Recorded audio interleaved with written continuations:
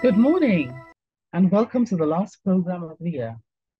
Today we're going to be talking about managing holiday stress because people think that the holiday season is for some people think it's for relaxation, but a lot of people find it extremely stressful. Thank you, Dr. Alalade, for coming on the program, and Kris also for being here. Thank you. So, Dr. Alalade, can you just start off as a psychiatrist? Why? We're talking about a holiday period, and there's so much going on. Parties, people traveling home for Christmas, the general stress of rushing to get things done at work towards the end of the year. You know, what is stress? Because we talk about stress a lot, but what is it? Thank you. Stress can be defined as a state of mental or emotional strain. It's a tension that results when one's resources are not sufficient enough to cope with the demanding circumstances. So, for instance, talking about relating it to holiday, so what you have is not enough to cope with the circumstance around, for instance, financially, with the demands of family, with the demands of meeting up with some social responsibilities. When the demand gets so much and you cannot cope with it, you cannot manage it, you cannot find a way around it, and it starts affecting one emotionally or start leading to some symptoms, making one feel unrelaxed, then that could be a stress. That could be a stressor or a stressful situation. And there are definitely several things that could cause stress, either during the holiday period or even beyond there. So if I would probably go a Now, bit we're further. talking Okay. Yes, please go further because we want to understand stress. We want to understand what stress means to all of us, and especially at this time. What is stress? What are these symptoms you're talking about? How do we, what can stress lead to? I think that is actually the worrying part. But tell us a bit more, please. Thank you very much, Ma. So just focusing or cooling down a bit on the fact that holiday stress, we all know that during this time, work is closing down, we are winding down, enjoying the festive period. There's Christmas, there's New Year, and so there's a lot of hustle and bustle. There's a lot of financial responsibility. For some people, the thought of spending time with family together. I'm used to staying on my own, but now I have to go greet my parents. I have to stay with some extended family members. I have to visit them. That in itself could be stressful because I'm not used to that, because I prefer my own company, or because I feel that my family members are going to put some pressure on me or ask me some questions. So that could be a form of stress or during this period. Sometimes during this holiday period, for some people that have lost some family members or loved ones, maybe I'm used to the fact that I would relate with my parents during the Christmas. I go to pay them a visit. But right now, maybe they are no more. It could also be a stressful moment for the individual at that point in time to say, oh, wow, this holiday season, what will I do? Moreover, there is also the stress of traveling. I'm going through a lot of stress. I'm traveling from here to the east. That could also be a burden alongside with the financial burden that comes alongside with the holiday period. Responsibility to children, responsibility to some friends, close family members. That could be a stress on the individual. And so because of that, the individual could start seeing some symptoms which could be physical or psychological. So it could start feeling sweaty, start feeling restless, some headaches you cannot just explain as to why am I really feeling this headache. For some people, it could even be sleepless nights. You can't relax well. Your mind is just all over the place, worrying about how to manage this, how to work around this. So some people, it could even affect their appetite. You can't eat very well. And I've seen clients who, because of the journey from moving from one place to the other, it leads to them breaking down, especially when they have been predisposed to probably having an anxiety problem, or already predisposed in their genetics to having a mental breakdown if they are overtly stressed. So when this stressor becomes too much, some of the mental illnesses could lead to anxiety, It could lead to adjustment disorders or even an acute stress reaction because of the stressor that the person is going through. So these journeys could also be a problem for some individuals and then lead to breakdown. So this, in a nutshell, is part of what we could see during this period of holiday season and serve as stressors. Wow. Now, this is it's all encompassing, but we do know that stress causes other problems, as in internally, stress can affect you. Can you tell us some of the medical changes that happen in an individual with stress? Okay, thank you. So when someone is stressed, there could be physical signs and there could be psychological signs.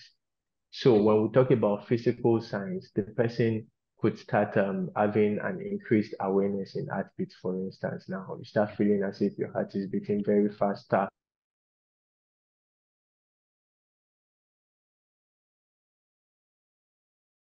in which the person just finding it difficult to breathe as you would love to be. There could be increased gastric movements. That's when I want to go to the toilet or use it more frequently, or I'm not just relaxed completely. So psychologically too, there could also be excessive sweating, like I mentioned earlier, headaches, occasional dizziness because of the stress or the stressful situation the individual is going through at that moment, Mhm. just a general feeling of unwell, not just being comfortable, just feeling like I'm not just myself, I'm just restless. So that could point that there is a stressor, which if not well addressed, could then lead to more damage or more breakdown or more psychological insult for the individual. And like Literally. we explained earlier, this holiday season is actually susceptible for people and it has to be managed well. Wow. So, Kris, coming over to you, please. You know, you are a special, being a therapist, and you're special and especially focused on managing stress. How have Yeah. you found it this period? Okay. Um, you know, just to correct, I don't focus on managing, I focus on mastering stress. Everything the doctor has said is right on point, but our approach towards stress is from the position of not how I can manage it because I feel stress is bad for me, but how I can master it because I know that stress has some benefits to me. So we look at it from that angle. What are the benefits of stress? Now, how we like to define stress is when there's some form of demand on your capacity, regardless of what the demand is. Yeah, it could be emotional, physical, financial, all that, even spiritual. It can be that, but it's about how you respond to that feeling, to that emotion, right? I like to tell people that your brain doesn't know the difference between good or bad, it has no moral compass. Its job is just to align you with your thoughts and with your perception. So when you do think that stress is bad, then your brain would align things around you that kind of like supports that stress is bad. But when you think about the goodness of stress and the benefits of stress, then you're not so much looking at it from a point of, this is bringing me down or this is affecting me negatively. You're thinking more about, okay, what am I going to do with this? How am I going to get out of it? What am I going to get out of it that will benefit me? So within this period, it's very, very normal for people to undergo some form of stress. Yeah. Because just as the doctor said, there is demand on you either way, whichever way you look at it. But how do you respond to that demand? How do you react to that demand? Um, Let me use myself as an example. In December last year, I lost my mom 2 weeks to Christmas, right? And my mom has been a very prominent feature when it comes to how we celebrate Christmas. She's really been like the figurehead for us. So it's very easy for me to contemplate, isolating myself this period and say, hey, I can't deal with Christmas now because my mom is gone. But what that does is it makes you focus on the past, right? It makes you focus on the past. So you're unable to enjoy the present, unable to enjoy today. You're thinking about yesterday. So what I've decided to do is look at it from, okay, yes, my mom is no longer here. She's been very pivotal when it comes to how we celebrate Christmas. But for us now, it's about appreciating, the impact of her life on us going forward. Another person would look at it and feel very despondent, just as the doctor said, when you're dealing with loss or you're dealing with grief. Other people easily fall into the bracket of I'm sad, I'm despondent, I'm depressed, and they isolate themselves from people. It's very, very important that you, no matter what it is that you're going through, you don't isolate yourself in such a way that is detrimental to your well-being. Thank you. Dr. Alalade, I understand cortisol is very important hormone in stress. Can you tell us about it? Okay, thank you very much for that. Now, cortisol is an hormone produced in the body, specifically by the adrenal gland. And it's one hormone that's very important when we talk about stress because part of its functions, one way is to also, it gets elevated or increased during stressful processes or when one is faced with stress. And so it's very important, it's a very important hormone that helps to manage stress. So when it's increased during stress, it's normal, then goes back to the normal level when the stressful situation is well handled. So for those that might have problems with their cortisol production, that could affect their management of stress because this hormone won't be there in right quantities. Now, when we now look at stress and the problems that might arise from stress, if it's not well managed, apart from the anxiety that it could cause, it could also lead to a depressive disorder. So I'm stressed because I don't have enough money to celebrate the Christmas or the New Year. I'm stressed because I can't meet some demands for family members and friends and even children. That could make me feel sad. I see my neighbors buying cars, celebrating and going to the movies, and I feel like, oh, I'm worthless. I could become depressed from there. Again, because it's the end of the year, people start reviewing the year and looking at it to say, where was I? January, where am I? In December, oh, I've not achieved anything. My mates are flying up there. That could predispose to some depressive disorder. The person feels sad, unhappy, loses interest in things that they usually like to do.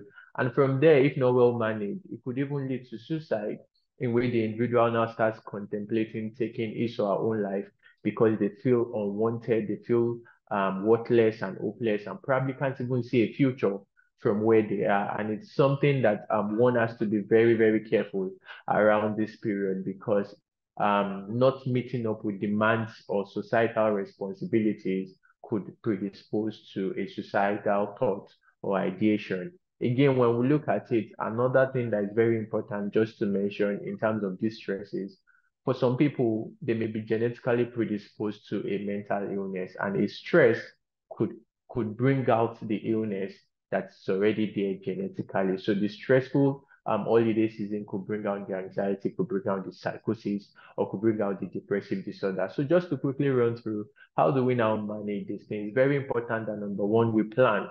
It's not when the holiday comes that you're trying to think of an emergency fund or taking a loan to celebrate it. You could plan ahead. You could prepare ahead before the holiday comes so that you know what you can do. Again, we must learn to cut our coat according to our size. You work on based on your budget. Have a budget. You don't need to, you are not impressing the world. This is what I can achieve for now. This is what I can do for now. It doesn't mean you won't do better next year. So you must learn to work within your means, within your budget, and try to be contented. Again, there are so many things you could do to enjoy the season without even spending a lot of money.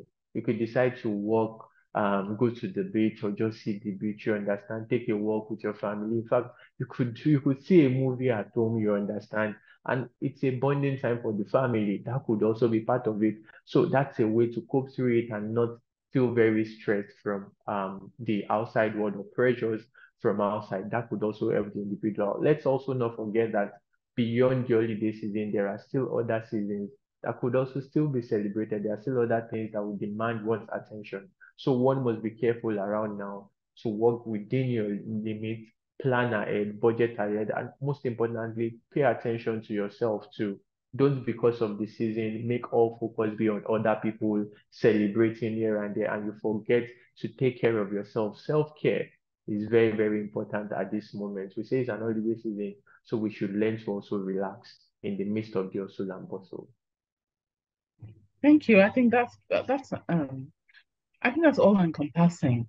And I think one of the things that that I hear you with, and is a global phenomenon actually, is the issue of increased suicides around this period. So it's very important that we, as you said, we look after ourselves, but also we look out for some of the others, people who may be alone at this time, people who may be going through something at this time. I think this is a time we can also, without spending much money, because I know money is a key issue, that we're going through a cost of living crisis here in the country right now. But that notwithstanding, we can still be our brother's keeper, lend a hand, give the person a hug, when you see them. Kris, can you tell us about some of the experiences you've had, and with your clients as well around this holiday period, and how you've helped them to specifically overcome some of these, what I call the holiday blues? Yeah. One of the things I've noticed around this period, and also in relation to stress, is our dependence on feeling good, right? And our ability to feel good is dependent on a hormone called dopamine. So dopamine and cortisol work hand in hand, in the sense that when there's a decrease in dopamine, there's an increase in the production of your cortisol, right? So your ability to feel good is diminished by whatever means. Just as the doctor said, whether you've lost a job, you don't have money, you've lost someone, you don't have family around you. So those who feel good feelings, you're not experiencing them anymore. As a result, your cortisol levels increase. What cortisol basically does is give you the energy that you need to deal with whatever it is that you have around you. And oftentimes, the energy we need comes from fast foods, comes from high dense foods, sugary foods, fatty foods, because those ones give you the instant energy that you need. So when you get this, and then for a bit, right, it kind of like satisfies your need for feeling good, right? So it kind of like helps you with the dopamine a bit, but not so much, because cortisol is actually not supposed to make you feel good. But because we have not been able to build within us, the machinations that we need to feel good, we depend on cortisol. We depend on the feeling of cortisol. The challenge with that is, the more you are in a stressful situation, the more you are in a situation where your cortisol levels increase, you begin to deal with acute stress, chronic stress. So oftentimes, the people that I deal with, once we're able to tackle that, why are you, because it's a big question that comes in with our consultations when it has to do with stress, is why? Why do you feel this way? Why is this affecting you like this?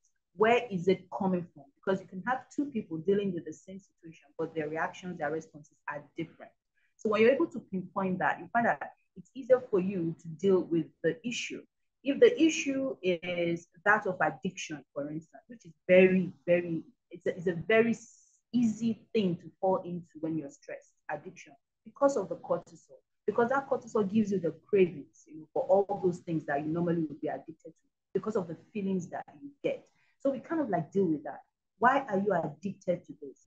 For instance, some people are addicted to sex because of the feel good, right? So you find that the more you partake in it, the more stressed out you become, because it's actually not fulfilling that thing that you need, because you're going about it the wrong way. What you're basically doing is increasing your cortisol, you become addicted. So the best thing that you can do with that is really take some time out. We talk about this all the time. Spend some time apart from people, not isolating yourself negatively, but taking some time out so that you can have a bit of introspection. Who are you? What is your vibe? What makes you happy beyond what it is that you're addicted to? What makes you happy? What led you down that path in the first place? People who are addicted to food are people who couldn't deal with certain situations, and for them to deal with it, they took maybe a donut a night. From a donut a night, it became 2 donuts, 3 donuts, then a cake, and then they became addicted because they couldn't deal with the trauma, whatever it was. So their escape was food. So oftentimes, when you see that you're addicted to something, find out what it is that led you down that path. and handle that effectively. So that's what we've been able to do. A lot of times, people who are addicted to whatever it is, drugs, food, sex, drinks, are running away from something. So you need to take some time out to deal with that yourself, right? And even though you're taking time out to deal with that yourself, also learn that there is a reason we have a support system. Because when you are with people who love you, you are with people who gravitate towards you. It kind of like adds, to that dopamine, that feel good thing that you're looking for. So you're not so much as addicted to the drink. So find people who bring that out in you and surround yourself with that. So it's not just about, hey, I can't deal, I'm running away. Most times when you're running away from people or running away or just basically isolating yourself, is because you are still not able to deal with your trauma. So everything boils down to the trauma, whatever that is. And it's important that you learn to attack it. But this period now, this Christmas period, this holiday season, what are you going to do? First of all, again, introspect. What exactly is the holiday about for me? Then how am I going to get the best out of this without being addicted to anything? It's very easy. Look for a support system, hold on to them. And it's very important not to be alone, because being alone feeds into that depressive tendency, and it can be and actually worsens the addictive tendencies as well. Thank you very much. Because for us, unfortunately, this is, you won't believe the time has flown past, and we only have a couple of minutes left. So, do you have any last words for our listeners, Kris, before we go to Dr. Alalade? Just quick last words for our listeners. Okay. Yes. I always tell people, never think of stress as a negative, never think of stress as a problem. Think of stress as an ally. Think of stress as a tool that you can use. Now, that would affect how you respond to it. So it's easier for you to be more logical and to respond from a place of reasoning than to be emotive and be very impulsive. Oftentimes, when you respond to stress from an impulsive point, the outcomes are not usually beneficial to you. So learn to take some time, pause, take a break, and then just do what you need to do. Yeah, thank you so much. Dr. Alalade, your last words for our listeners? Okay, thank you very much.